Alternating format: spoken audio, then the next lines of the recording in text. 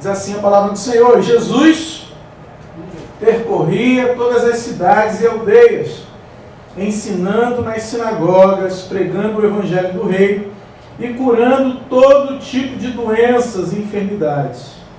Ao ver as multidões, Jesus se compadeceu delas, porque estavam aflitas e exaustas, como ovelhas que não têm pastor.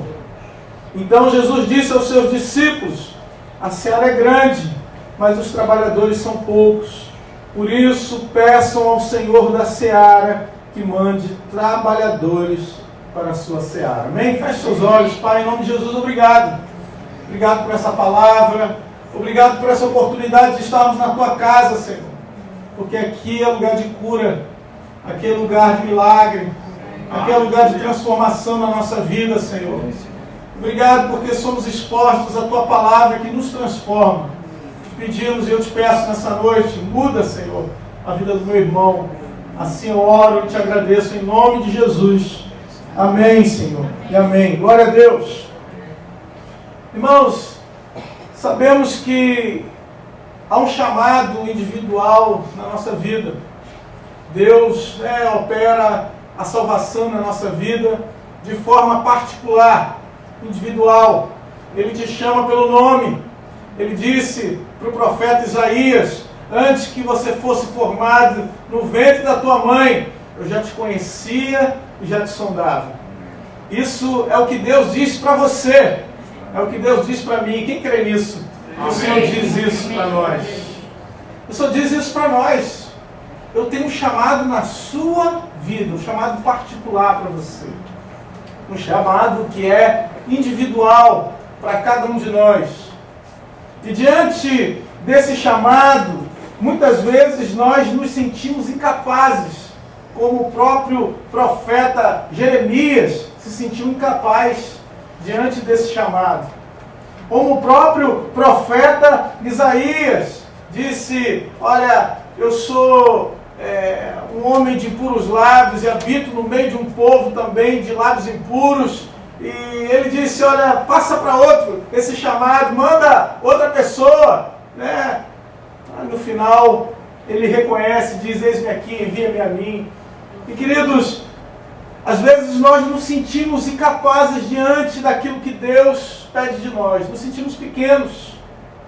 Mas a verdade, queridos, é que quando nós fazemos parte de uma multidão, quando nós estamos em coletivo, em grupo, quando estamos realizando algo, né, em que não estamos sozinhos, estamos fazendo parte de algo maior, nós temos sentimentos que são diferentes. Temos sentimentos que eles mudam, se transformam quando estamos agindo em multidão. A Bíblia diz aqui que Jesus percorria todas as cidades. E no verso 36 ele diz que ao ver as multidões, Jesus se compadeceu delas. Jesus teve amor pelas multidões. Jesus teve compaixão das multidões, porque elas estavam sofrendo, elas estavam aflitas. Perceba que aqui se dá um valor, né, à multidão como se fosse uma pessoa. Ela é tratada de forma única. Quando estamos em multidão, quando estamos juntos com outras pessoas, parece que estamos agindo de forma única, como se fôssemos um só. E o Senhor aqui conseguiu, dentro da multidão, olhar para a necessidade de cada um. Conseguiu olhar para a multidão e ver, enxergar que dentro dela, daqueles componentes, daquelas pessoas que faziam parte da multidão, cada um tinha uma necessidade particular, individual. Querido, não importa aonde você esteja, não importa quantas pessoas estão à sua volta, não importa se à sua volta há uma multidão, existe um Deus que conhece, sabe aquilo que você está passando. Aleluia. Sabe aquilo que você necessita, sabe aquilo que você está vivendo, sabe aquilo que Ele pode fazer em teu favor para te abençoar. A verdade, queridos, é que quando nós estamos numa multidão, nós temos um sentimento de invencibilidade. achamos que podemos fazer qualquer coisa. Parece que numa multidão há uma alma coletiva. Numa multidão não importa, queridos, se você é alguém que trabalha no ambiente doméstico, se você é alguém que limpa, se você é alguém que é um sapateiro, não importa se você é um médico, um doutor, quando estamos numa multidão, somos vistos da mesma forma. Amém. Somos uma massa. Somos, quando nos enxergam, quando olham para nós, não enxergam o rosto, mas enxergam o coletivo. Existe um estudioso, chamado Gustave Le Bon, um francês, que estudou a psicologia das multidões. E ele elencou pelo menos 3 características que há nas multidões. Há mais, mas não há tempo de falarmos todas. Mas ele disse que as multidões são caracterizadas, em primeiro lugar, pela impulsividade, mobilidade e irritabilidade. As multidões, elas são influenciáveis, elas têm a fluência das emoções, ou seja, elas colocam as emoções em primeiro lugar e o pensamento em segundo lugar. Ou seja, uma pessoa que é calma, é tranquila, quando você conversa com ela individualmente, numa multidão, essa pessoa pode transformar, mudar a personalidade dela. Uma pessoa que talvez você conheça ela individualmente, seja um trabalhador comum, uma pessoa comum, quando ela está numa multidão, essa pessoa pode se transformar num assassino. Essa pessoa pode se transformar em alguém capaz de fazer coisas terríveis. Porque uma multidão, ela pode fazer tanto bem quanto mal. Ela pode ser instrumento para realizar algo bom, como pode ser instrumento para realizar algo mal. Ela pode ser instrumento para fazer muitas coisas. A multidão, querido, preferiu soltar o malfeitor no lugar de Jesus. A multidão foi aquela que gritou: solte Barrabás e crucifique Jesus. Muitas vezes nós ouvimos que a voz do povo é a voz de Deus. Mas foi o povo que democraticamente crucificou Jesus. Talvez você diga, mas aquela era a vontade de Deus. Mas não era o justo. Não era, não é correto crucificar aquele que era justo, aquele que era certo, aquele que estava agindo conforme as suas convicções. Muitas vezes, queridos, as ações das multidões, elas são ações positivas.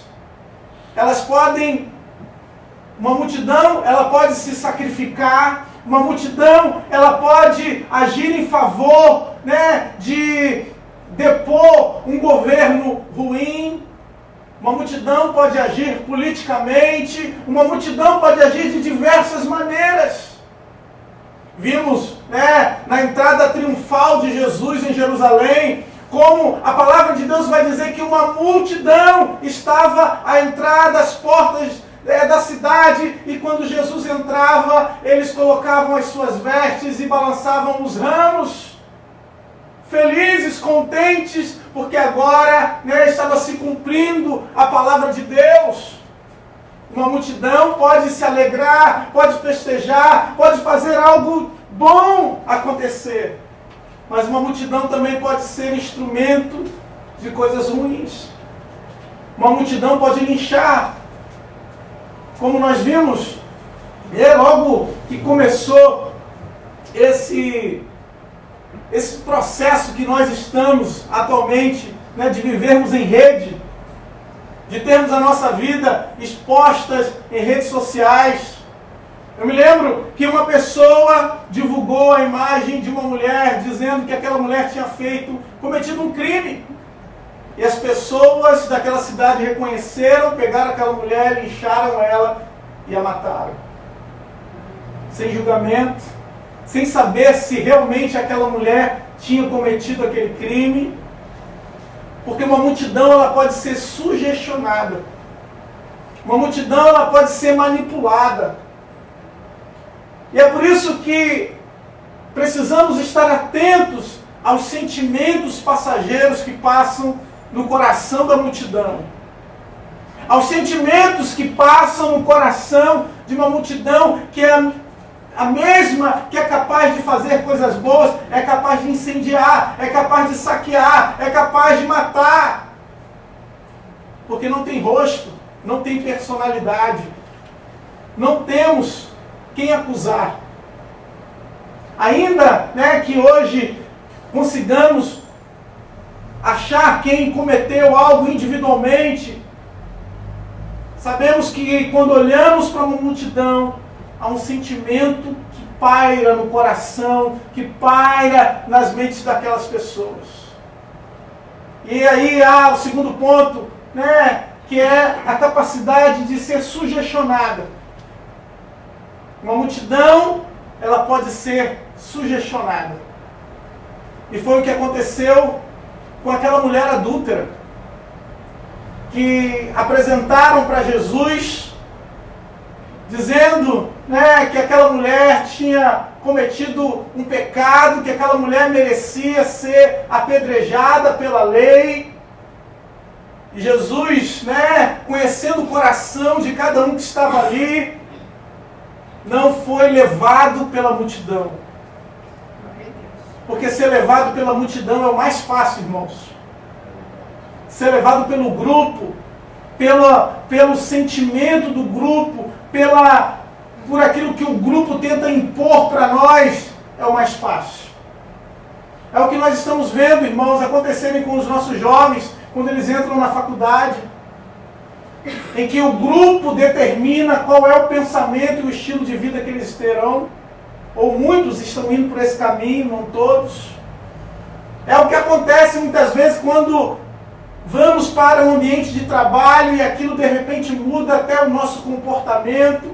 Jesus não foi levado pela multidão, porque ele conhecia o coração de cada um. E quando tentaram acusar aquela mulher, ele conseguiu perceber quem eram aqueles que estavam tentando sugestionar a multidão, porque bastava que um apenas lançasse a primeira pedra para que todos jogassem sem ser identificados. Jesus conseguiu perceber e tocar no coração daqueles líderes, falando simplesmente: aquele que não tem pecado, que atire a primeira pedra. Porque se uma multidão pode ser sugestionada, uma multidão não consegue encarar a realidade dos fatos. Se alguém quer manipular uma multidão, essa pessoa não vai falar coisas relacionadas a fatos, a conhecimento, não vai tentar trazer alguma coisa baseada no conhecimento, mas sim nas emoções. Jesus colocou esses homens na posição de pensarem. Uma multidão muitas vezes não pensa, ela age. Ela age pela emoção. Jesus, quando faz uma pergunta, e quando você faz uma pergunta para alguém, você força essa pessoa a pensar. Aqueles homens tiveram que pensar: será que há pecado em mim? Essa é a pergunta de Deus para nós, queridos. Será que nós estamos atirando pedras, quando na verdade deveríamos olhar para o nosso coração? Quando na verdade deveríamos olhar para quem somos diante de Deus? Quando na verdade deveríamos buscar compreender qual é o propósito de Deus na nossa vida? Uma multidão, o pensamento, ele se contagia. As ações são contagiantes. Queremos fazer parte. Você já foi no Maracanã, meu irmão? Você entra lá normal, daqui a pouco você sai rouco de lá, de tanto gritar pelo seu time, de torcer, faz ola, levanta. É uma multidão reunida para um propósito. Um propósito que pode ser bom ou mal. Quantas vezes não vimos brigas em estádios de futebol? O propósito inicial era torcer pelo seu time. De repente se tornou uma guerra generalizada. Porque uma multidão pode ser manipulada. O comportamento ele pode ser contagioso. De repente, eu que sou uma pessoa normal, uma pessoa comum, uma pessoa que não cometi crime algum, nunca na minha vida, quando estou numa multidão, de repente meu comportamento é diferente. É um comportamento transformado. Porque numa multidão, como eu disse, o ignorante e o sábio estão no mesmo patamar. Estão no mesmo nível. Os dois podem cometer o mesmo problema. Podemos, e hoje vivemos, uma multidão, mesmo que estejamos isolados. Nós fazemos parte, querendo ou não, de uma multidão, de um grupo. Um grupo de pessoas. O grupo daqueles que compram, o grupo daqueles que vendem, o grupo daqueles que experimentam, o grupo daqueles que querem ou que estão buscando uma outra posição de vida. Fazemos parte, querendo ou não, de uma multidão. E uma multidão, vamos falar a verdade, é poderosa, irmãos. Não conseguimos parar o efeito de uma manada, de um grupo de pessoas organizados com um propósito.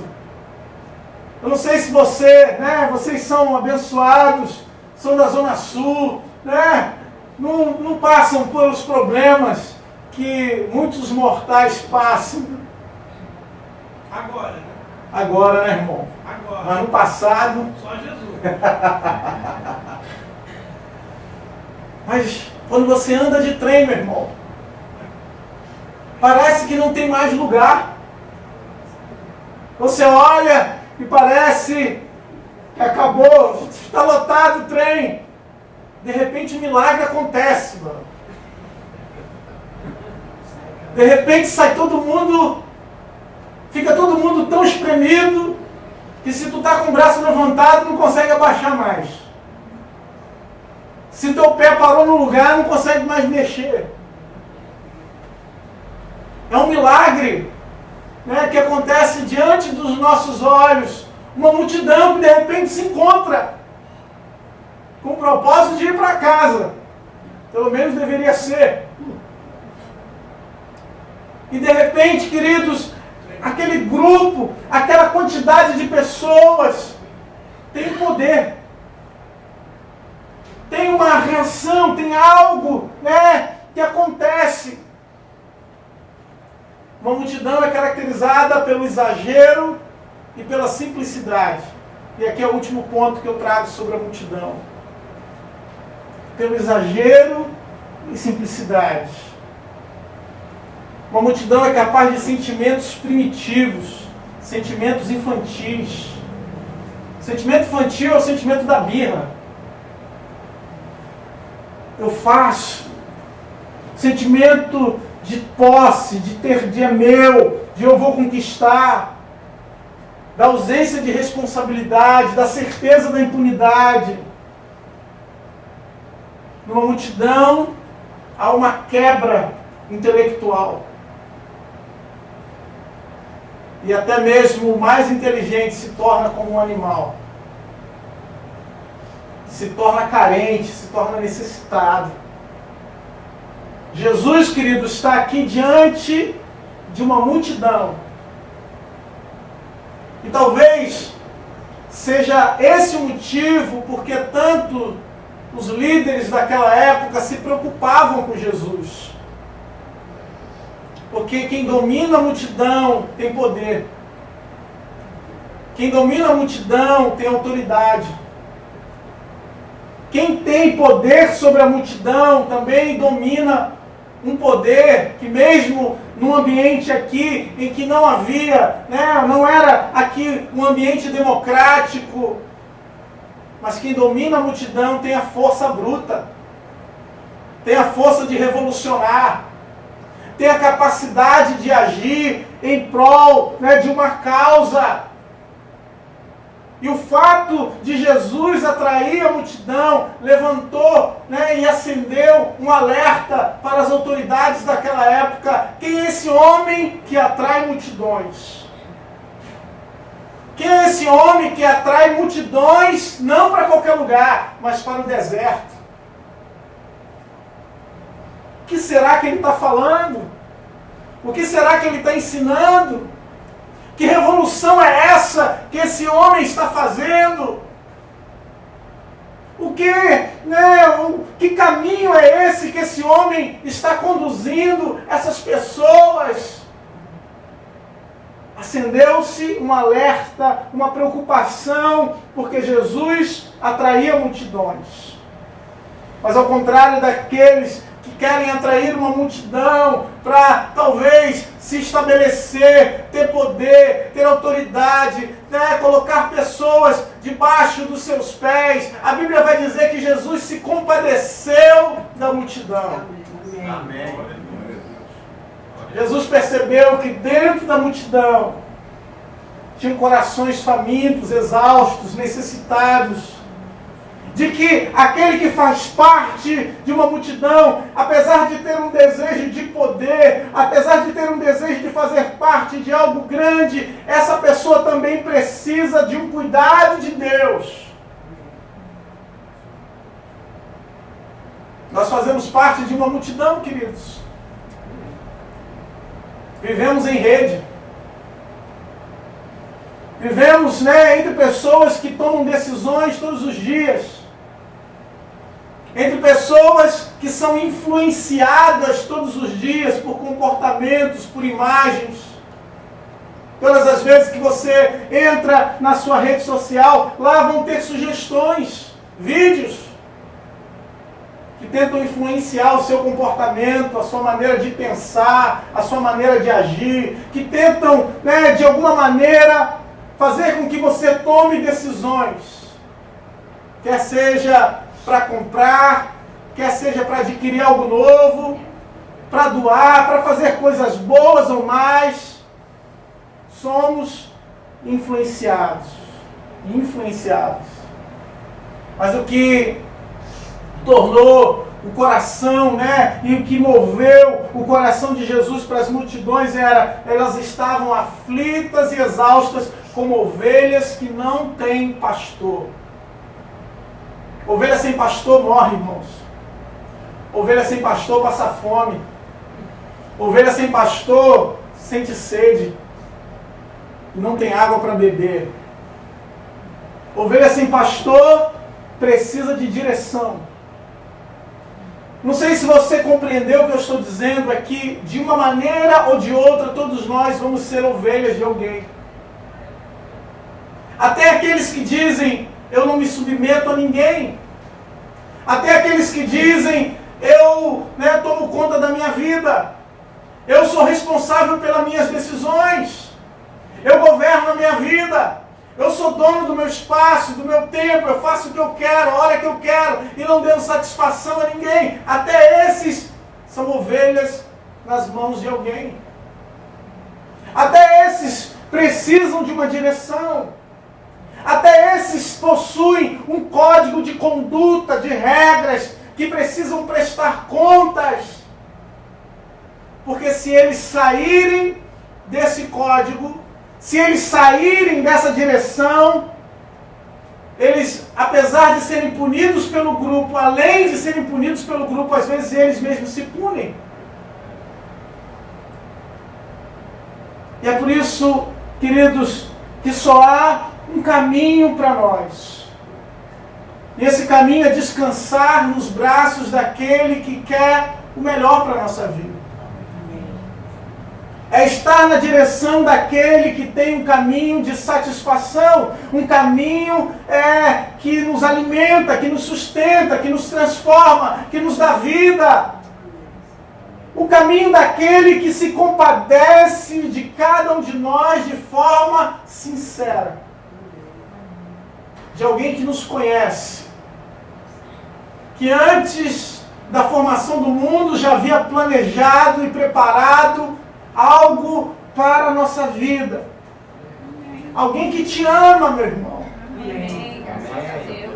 Graças a Deus. Talvez se você ouvir falar hoje de alguém que esteja sofrendo, alguém que esteja passando por aflição, por dor, se você não conhece, você diz, que pena. Mas quando é alguém que você ama, quando é alguém que você conhece, quando é alguém que faz parte da sua família, e você sabe que essa pessoa está passando por algo difícil, isso mexe com você. Quando é alguém que você ama, meu irmão, você não dorme de noite. Quando é um filho seu, quando é uma filha sua, quando é uma mãe, quando é um pai, você com certeza não descansa até ver esse problema solucionado. Quando Jesus diz, quando a palavra diz que Jesus se compadeceu delas, o amor que o Senhor Jesus sente por nós é maior do que o amor que você sente pelo teu filho e pela tua filha. É o amor que move o coração de Deus. É o amor que moveu o coração de Deus a ponto de entregar o seu próprio filho na cruz. Amém. Graças a Deus.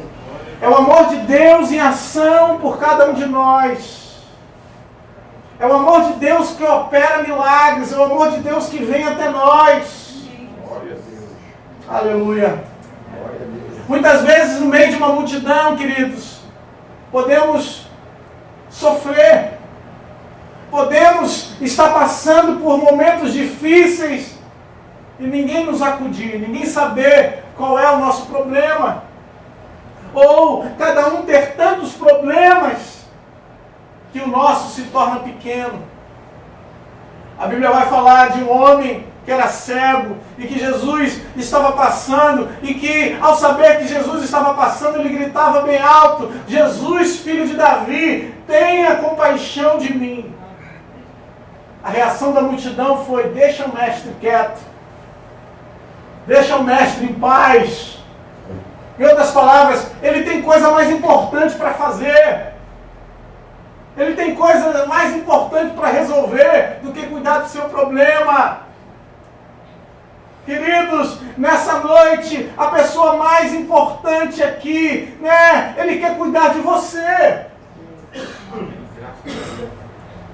Ele quer ouvir qual é a tua necessidade. Amém. Do que você precisa.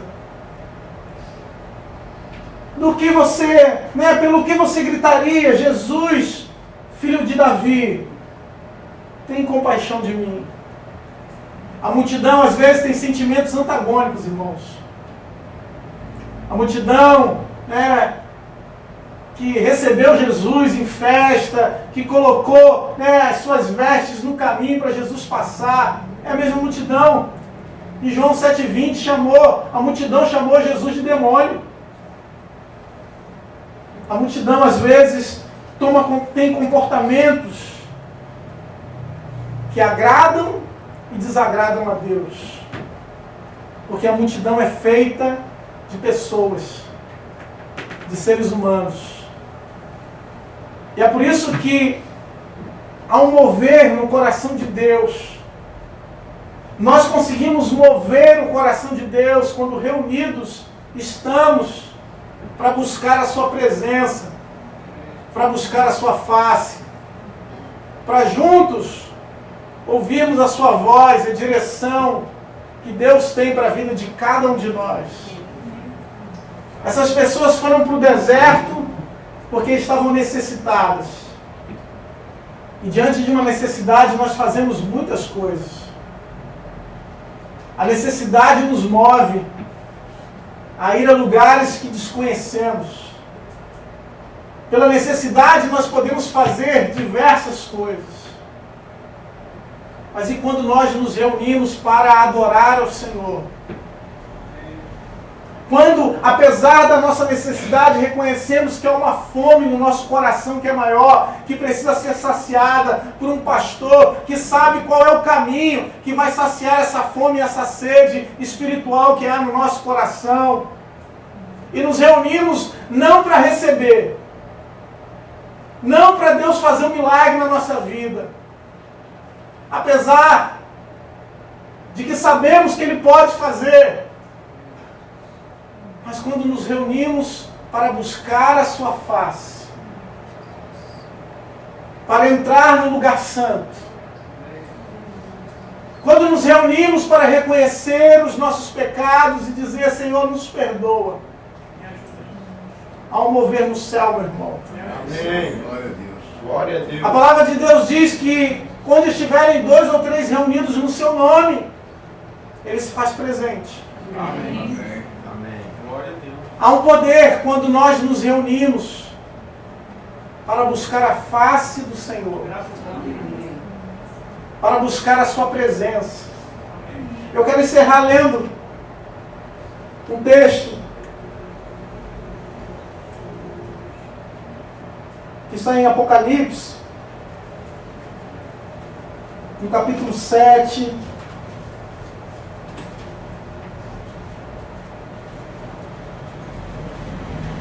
No capítulo 7, no verso 9, que diz assim: depois destas coisas, vi e eis grande multidão, que ninguém podia contar, de todas as nações, tribos, povos e línguas, em pé diante do trono e diante do Cordeiro, vestidos de vestes brancas, com ramos de palmeira nas mãos, e clamavam com voz forte, dizendo: ao nosso Deus, que está sentado no trono, e ao Cordeiro, pertence a salvação.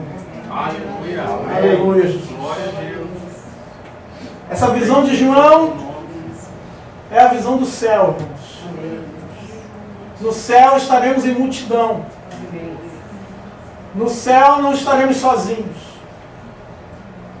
E talvez você tenha entrado aqui nessa noite se sentindo assim, querido, sozinho. Parece que você está só nessa batalha. Parece que o problema é só seu e que ninguém está vendo, ninguém se comove, ninguém se compadece, ninguém sabe o que você está vivendo ou passando. Saiba que nessa noite o mesmo Jesus que estava presente diante daquela multidão está aqui. Amém. Glória a Deus. Para te abençoar, para cuidar da sua vida. Obrigado. Perceba, queridos, que Jesus diz para a multidão, Ele se compadece dela, Ele abençoa a multidão. Só que depois, quando Ele vai falar daqueles que vão trabalhar na sua obra, Ele diz que são poucos os trabalhadores. Às vezes, queridos, para nos reunirmos, para festejar, para receber o milagre, para vermos maravilhas acontecerem na nossa vida, nós estamos dispostos a ir para a multidão. A gente está disposto a ir para a multidão se for final de campeonato. A gente está disposto a ir para a multidão se tiver fogos no dia 31 para o dia 1º. A gente vai lá no meio da multidão, se veste de branco e tudo. Se tiver festa da carne, a gente vai. Mas agora quando o Senhor diz, ir para trabalhar na minha seara, ir para trabalhar na minha obra, quem está disposto? E é por isso que a palavra diz, né, que são poucos os trabalhadores. Eu tenho certeza que se você chamar, né, alguém para sua casa, para uma festa, para um momento agradável, muita gente vai. Agora você se mudou, irmão, e precisa de alguém para pintar umas paredes. Pode ter certeza que poucos vão aparecer. Você precisa de uma ajuda, poucos são aqueles que vão se prontificar. É por isso que precisamos ser gratos a Deus. Gratos porque sair da multidão tem um propósito. Sair da multidão É reconhecer quem te tirou de lá. Quem te viu na multidão. Quem te enxergou quando ninguém mais enxergava. Quem conseguiu te ver. Você, apesar de todo o conhecimento que tinha, apesar de tudo que sabia fazer, estava vivendo como um animal. Moralmente, de forma indigna. Mas Ele te enxergou lá. Ele me enxergou, irmãos. Amém. Glória a Nos Deus. colocou no lugar de honra. Glória a Deus. É por isso que a única coisa que podemos fazer é entregar a nossa vida nas mãos dele. É reconhecer que necessitamos dele. Que precisamos da cura que vem dele. Do milagre que vem das mãos do Senhor para nós. Aleluia, Jesus. Aleluia. Será que você pode fechar, abaixar sua cabeça, fechar os seus olhos onde você estiver? Antes de nós servirmos a ceia do Senhor,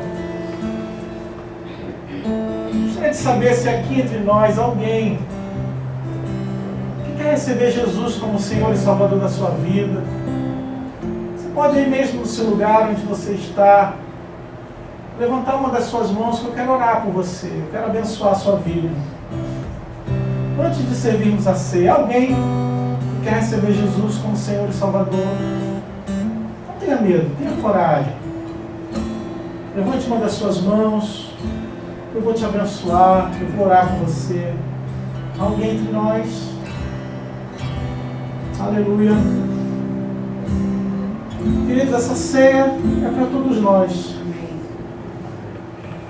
Essa ceia é para nos abençoar. Essa ceia não é para nos condenar. Talvez você diga, né? A palavra de Deus fala que não podemos tomar a ceia indignamente. Você diz, eu sou indigno, porque eu tenho uma desavença, um problema com meu irmão. Eu pergunto para você, e se o teu irmão morrer? Nunca mais vai tomar ceia?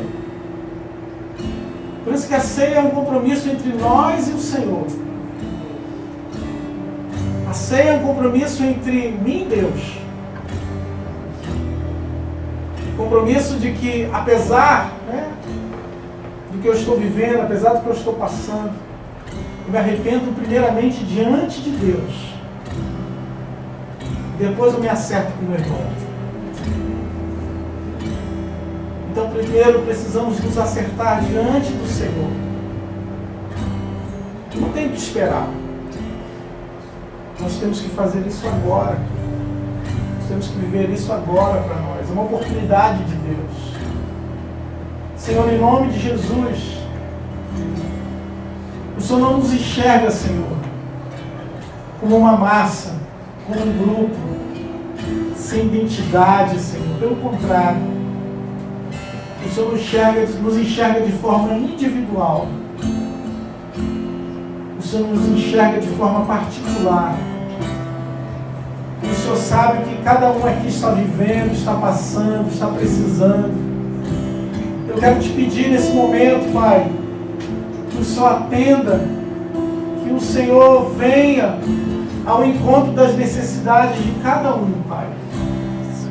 Primeiramente te pedimos perdão. Perdoa-nos, Pai, porque pelo Teu perdão temos livre acesso à Tua presença.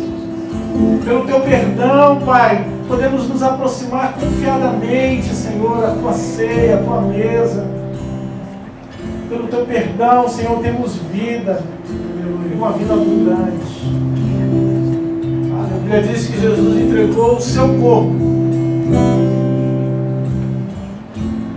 Ele entregou o próprio corpo para resgatar a muitos, para resgatar povos de todas as raças, tribos, línguas e nações. O sacrifício de Cristo é universal. O sacrifício de Cristo é o que nos traz vida, é o que nos liberta. É pelo seu sacrifício que hoje podemos dizer que somos livres, que somos abençoados. Por isso nós precisamos então nos submeter, reconhecer que precisamos, que sem esse sacrifício não há um sacrifício que nós possamos fazer. O sacrifício dele vem primeiro.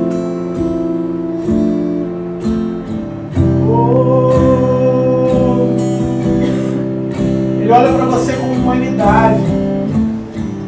Ele olha para você com compaixão. Ele olha para você porque ele te conhece.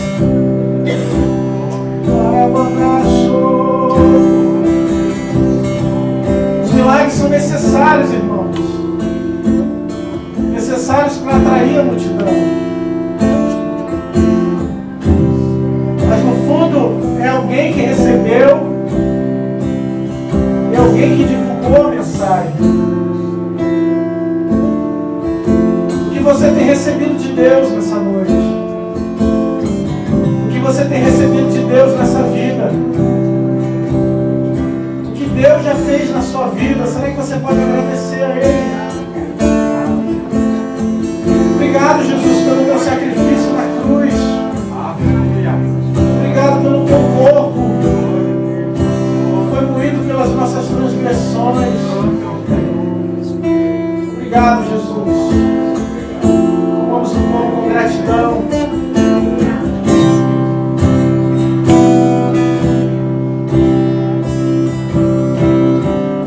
Será que você pode ficar de pé?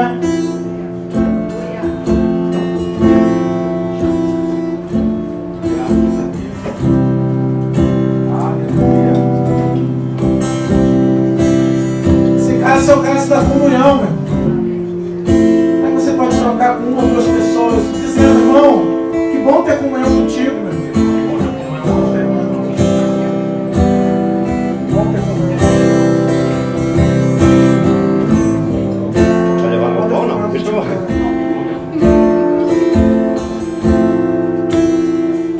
Aleluia!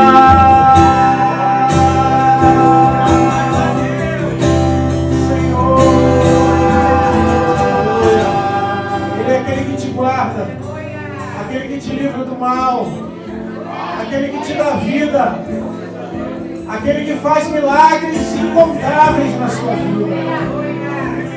Que ao tomarmos esse cálice, meu irmão, você seja cheio da virtude, cheio da graça, cheio do poder de Deus, cheio da cura de Deus na sua vida.